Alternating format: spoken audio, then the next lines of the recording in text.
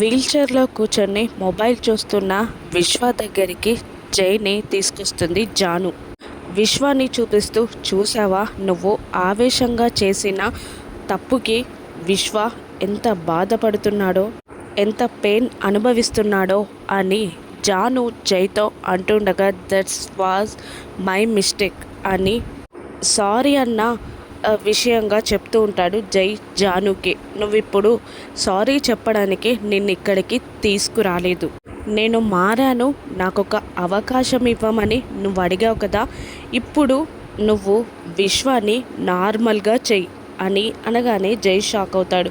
ఏంటి అని అనగానే, అవును నువ్వే, నీ వల్లే విశ్వ అలా అయ్యాడు కాబట్టి విశ్వాన్ని నార్మల్ చేసే బాధ్యత నీదే అంటుంది జాను. నేనెలా చేయగలిగాను, నేను చేయలేను, ఎలా చేయగలను అని అంటూ ఉంటాడు జై జానుతో.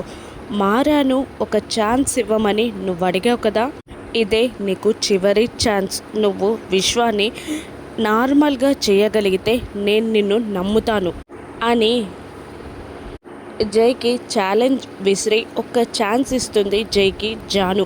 ఆ తర్వాత జాను జైని విశ్వ ముందుకి తీసుకెళ్తుంది. ఏంటి, నాకు యాక్సిడెంట్ చేయించింది ఇతనా అని అడుగుతుండగా, అవును అంటుంది జాను. నిన్ను నార్మల్ చేయడానికే వచ్చాను విశ్వ అని అంటూ ఆయిల్స్తో విశ్వ కాలుని తన కాలుపై పెట్టుకొని మర్దన చేస్తూ ఉంటాడు జై. కాస్త పెయిన్గా ఫీల్ అవుతూ ఉంటాడు విశ్వ.